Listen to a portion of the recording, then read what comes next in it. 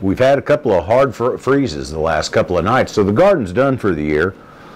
But now's a good time to just do a little planning, to write down while it's all fresh in your mind, things you want to do different for next year. So let's play music and then we'll get that done.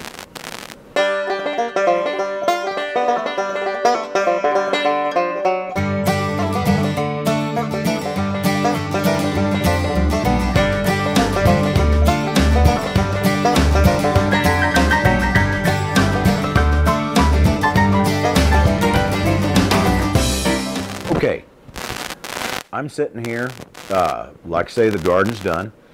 I've got last year's garden plan that we drew up in the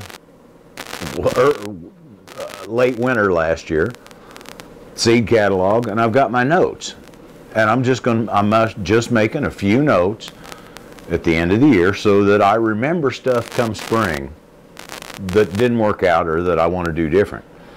Like fencing. I'm going to put up an electric fence next year. I lost way too much produce to raccoons, possums, it was terrible.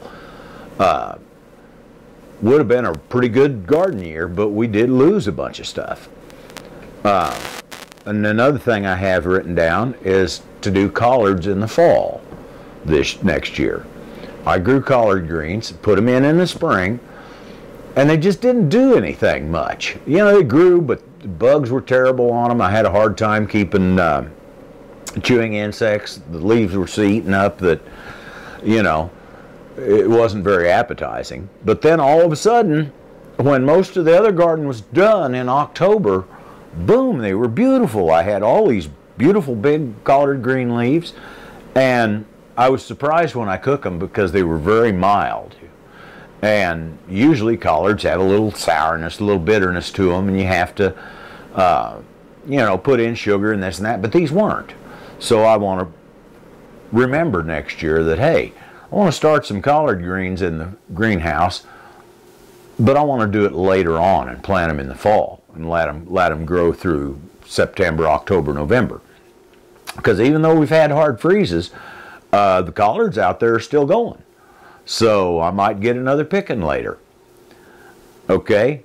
And this is also a time when you can update your map so that it's, because you always end up doing things different. Well, I had Swiss chard written down, but we ended up planting collard greens. So I'm going to write that down and about where it was. And also, I had on here carrots. Well, I hadn't thought of the buckets. I hadn't bought the buckets yet when I drew this plan. Well, this is where our carrots were. So, and I'll just throw this back on my work table. So if I want to look at it in the spring, I can do that. All right.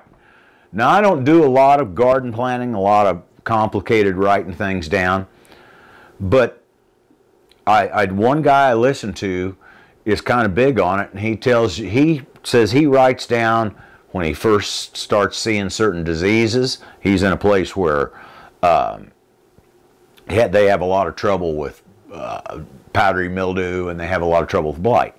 Well, he'll write down what time he starts seeing those things so that he can look back on that, and next year maybe he can do preventative things to keep it from happening to him.